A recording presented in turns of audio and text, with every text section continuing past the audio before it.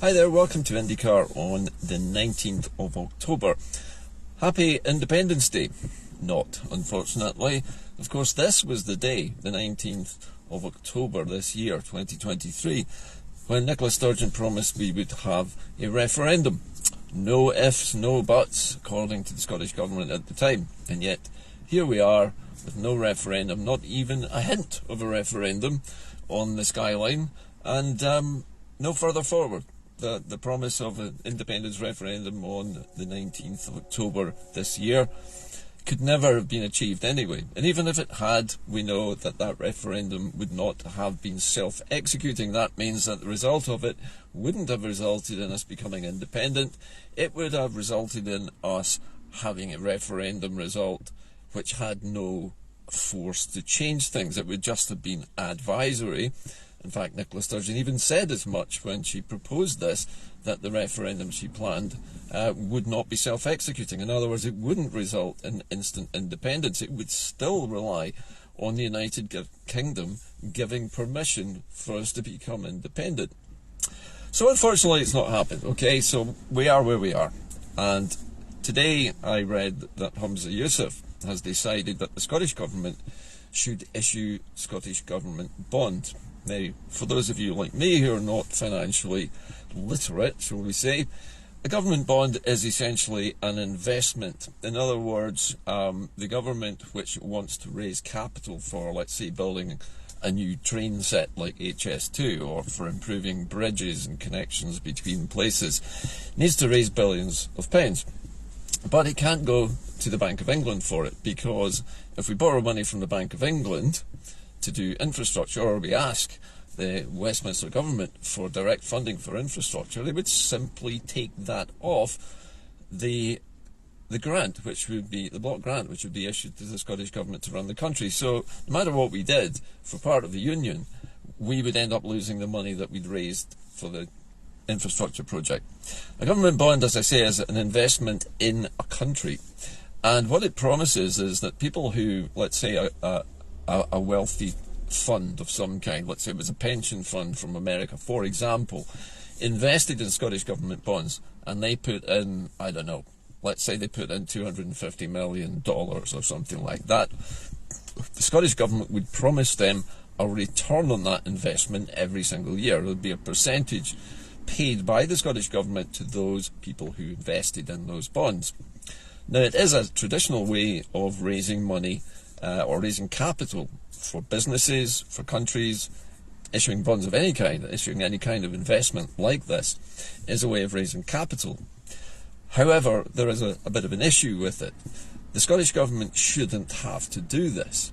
But unfortunately, as we all know, the British government for the last 300 years or so has been underfunding Scotland as a country, preventing it from doing things like essential road repairs, improving transport links, improving ferries, interestingly, improving airports, motorways, even electrical connections, power stations, harbours, you name it, anything fixed, made of concrete or steel or copper, anything built that is there for the benefit of all of the occupants of the country can't be built, and it can't be repaired because the British government will not give the Scottish Parliament the money to do it.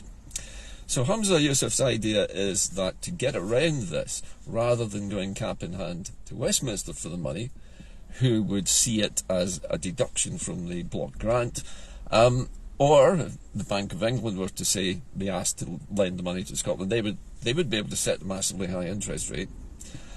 The reason why he wants to issue a government bond at the moment is because there is no other way in which Scotland can repair its crumbling infrastructure, simply because the English government will not give it the funding. So issuing a bond like this is a sticking plaster, basically, to solve a problem that wasn't created by the Scottish Government, wasn't created by the Scottish Parliament or even the Scottish people. It was created by London shorting us on our pocket money, basically. So as a short-term fix, it would allow the Scottish Government to do essential work on things like the railways, harbours, roads, etc., etc., hospitals, schools, whatever else is needed. and God knows a lot of things are needed. Just mention potholes to anybody and you'll hear why that's essential. But why is it a bad idea? Well, it's a bad idea because you would have to keep doing it for years, and you would end up having to pay out these investors every single year as it mounted up. I think the plan was, as far as I can understand it at least, to cap the amount of money raised by borrowing or obtaining funding from outside of Scotland from foreign currencies, not the pound, at something like £3 billion over the period of the span of one government. So that's like over 5 years.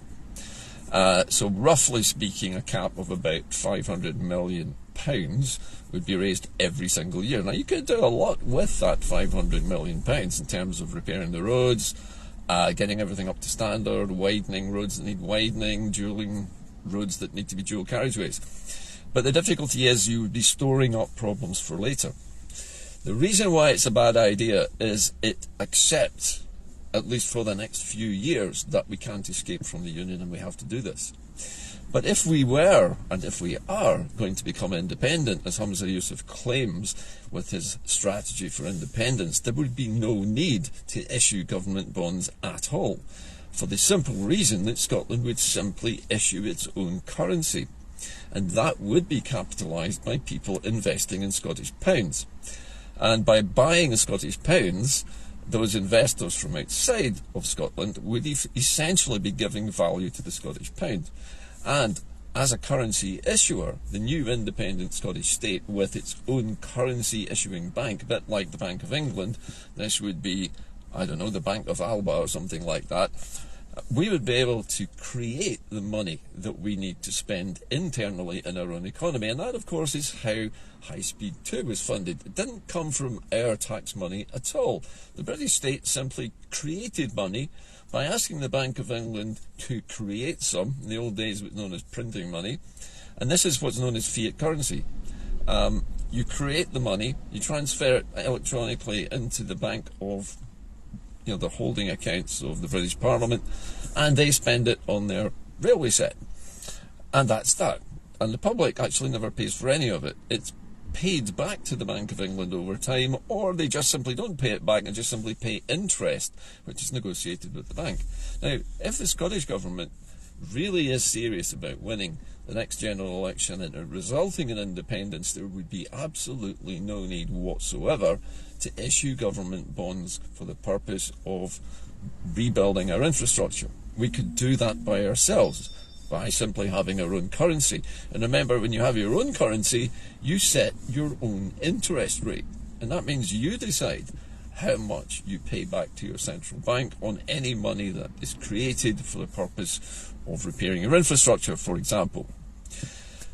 So it tells me a lot about what Humza Yousaf's government expects to happen over the next 5 to 10 years. They expect to be stuck in the Union for at least a decade. The Scottish Government has already said that their stated policy on becoming independent would be to keep or retain the use of the United Kingdom pound. So British pound sterling would continue to be essentially the currency of Scotland for several years until some tests are met or conditions are met by the Scottish state in which it's ready and able to start up its own currency. Now that is a bit of a mistake, because then you have all of these years of paying whatever interest rate the Bank of England chooses to charge you. And not only that, but that interest rate isn't controlled by us, it's controlled by the Central Bank of Great Britain, or in other words, England. Westminster could tell them, oh yeah, we want, if Scots borrow money from you, charge it at 20%. They could set whatever punitive rate they wanted, and we would have to put up with that because we'd be using their currency. And this is something which you will hear from economists as well, that if you have an independent country, you need to have your own currency. You don't start your new independent country using someone else's currency who are hostile to you and are likely to use it to punish you for leaving their control. And this is, I think, the fallacy of issuing government bonds in this instance at this particular time. It might in the short term allow the current Scottish Government, devolved as it is and under the control and under oath to the Westminster Parliament and its sovereignty, to fix some of the problems in Scotland that we currently have. And it would be nice to be able to fix those things and everybody would benefit from it and it would be great. But long term, those debts would mount up and mount up and mount up and mount up, and it would come to the point where when we do want to issue our own currency, our debt burden is so high that we would virtually bankrupt ourselves. And foreign currency debt is one of the biggest cause of economic collapse in emerging nations. And this is well known as well, and I'm not even an expert on this, and I know that. So I am not madly keen on this idea. I think it tells me two things. It tells me that the SNP do not expect to gain independence within the next 10 years, or if they do, they intend to use the British currency, which would tie us to high interest rates set by the Bank of England for several years at least, and all the while building up continuous debts as we continue to sell government bonds to pay for public spending and infrastructure. Now, all of this, it bodes very ill for the future, and I think even as an amateur in terms of finance and international economics, even I can see that we will be storing up debt burdens for ourselves. So even if we left the United Kingdom with no debt, which we would anyway because we can't borrow and we had no control over what England borrowed over the last 300 years, that's their problem. Even if we did that, if we've been borrowing money on the open markets for a decade before we become independent, we would build up our own debt in foreign currency that we would have enormous difficulty paying off while we're trying to rebuild an entire country. So none of these things appears to me to be a good idea. I am baffled completely about why the SNP government has chosen to float this idea right now. It will attract, I think, the ire of those paymasters in Westminster who give us our pocket money every year as a so-called block grant. Now, on top of this, it's come to light that the First Minister, Humza Yousaf, his office manager has apparently said that they've not received the Sterling directive, which was delivered by hand in two different locations, one to Humza Yousaf's office, in other words, the office of the First Minister, and the other to the Holyrood Parliament itself, to its mail department. Both hard copies were delivered, presumably accepted by somebody at the door, and yet the office manager for the First Minister claims that they never found their way to his office.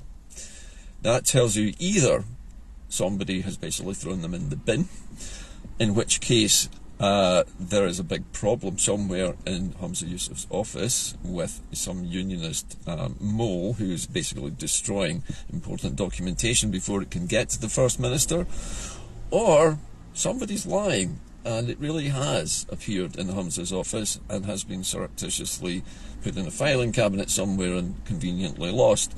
But undeterred, I believe that Salvo is probably going to reissue it. They're going to email it to the First Minister's account directly.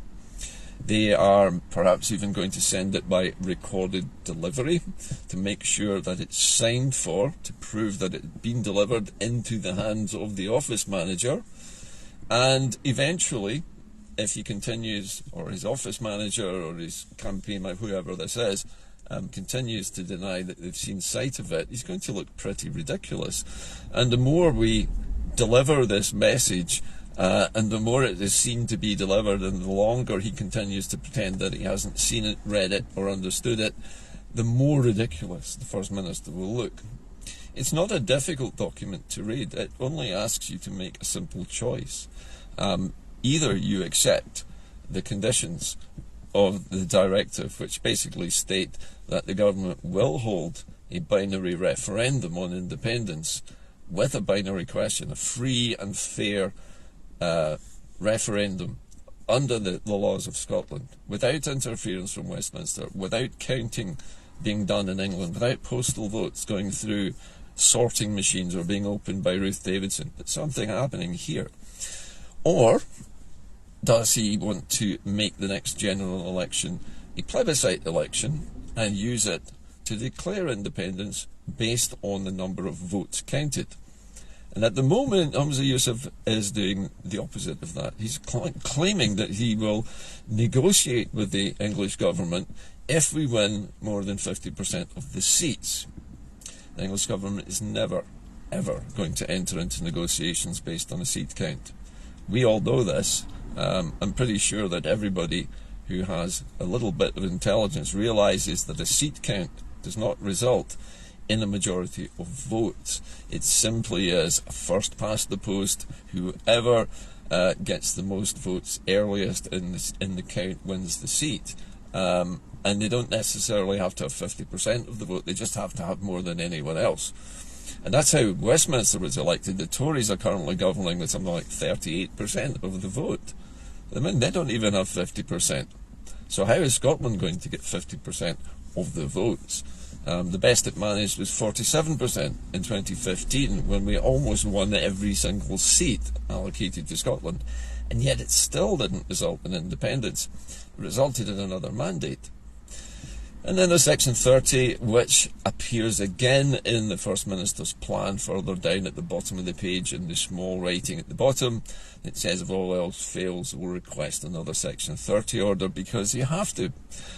Because the English government's never going to allow the Scots to vote about this, because they know what we'll say. And you don't allow people to vote for something that you don't want to happen if you can control it. So unfortunately, I think the idea of issuing bonds at this moment in time is a characteristic of a government which knows it's already going to lose in the next general election in terms of independence, and is going to be moribund and underfunded for the next decade, and requires enough money to at least show the voters who voted them in that they're doing something to improve the country's infrastructure. Because let's face it, Scotland's infrastructure is old and crumbling. Many of the roads in the city where I live, the tarmac is older than my kids, and my children, are in their mid-20s. Some of the roads in Glasgow are 40, 50 or even 60-year-old tarmac that's crumbling, and they can't afford to resurface it because the Scottish Government is not given enough money to do that. So government bonds would allow them to do it, but it would incur debts. The Scottish Government would then be bound to repay whatever the promised return was for these bonds. So borrowing money from other people in other countries is not really the answer. It's a quick fix to a problem which could be solved just by simply having an independence referendum, becoming independent, and creating our own currency. So if you listen to Professor Richard Murphy, a well-known English economist, he'll say the same thing. Scotland needs to be independent, and it needs to have its own currency from day one. It should not be borrowing money while it is still part of the United Kingdom, simply because its Westminster paymasters will not pay for the necessary repairs and maintenance of its infrastructure. We are living in a crumbling prison. We are trying to redecorate the walls of the cell, maybe improve the outdated telephone service, or getting new glass in the cell windows, perhaps a little bit of new lino, and perhaps a new mattress in the cell. But it's still a cell, and it's still a cell that we can't control, and we're having to borrow money from outside to refurnish the cell, but we're still not out of it. So unfortunately, I don't support this idea for the reasons I've just outlined, and I think many other people and other commentators have said the same thing. This is an attempt by the First Minister to achieve something positive with the tiny, meagre amount of money he's already got, by augmenting it with foreign borrowings underwritten by Scottish promises of a bond which will produce a return for those people who leave their investments in the bonds. It's too soon for this. The bonds could be used later, once we have our own currency, if we needed to raise more foreign currency earnings for some reason, or for investment purposes. But we need to expand the investment bank, which we already have. But the investment bank we already have doesn't have enough capital in it to actually invest in infrastructure. So it's a bit of a misnomer, really. So we're in the usual bind, and we're not going to get out of it by saying that at the end of next year's general election, even if we won more than half of the seats, we're not going to be in a position to negotiate independence, and it will not happen. This is a political technique which I've called Trumpism. Trumpism is where you read the room well and you realise what most of the people in your country really desperately want, and you say, I'm going to get you that. I'm going to make every effort to do it, and you get elected and you go and you make every effort to do it, but you know that you're going to be stopped and it will not happen. But then you can turn around and say to your voters, well, I tried. I said to you I was going to try and do this, and I did try my best, but those bad people then in London stopped me. It's basically a big boy done it and ran away. That kind of politics is not what we need. We need somebody who's going to take a difficult decision, to hold a referendum in spite of the United Kingdom and its so-called Supreme Court, to defy the power of Westminster, to repudiate the Union completely and allow the people of Scotland to actually vote about this. And remember, it's not just people who support independence who need to vote on this, it's those who don't support it. Because to be fair in a democracy, everyone in the country has to be able to exercise their right to vote on the future of the country. That's simple democracy, and that is what is actually needed, not issuing government bonds to temporarily paper over the cracks in the Scottish infrastructure. That's it from me today. I'll see you soon. Keep the faith. Bye for now.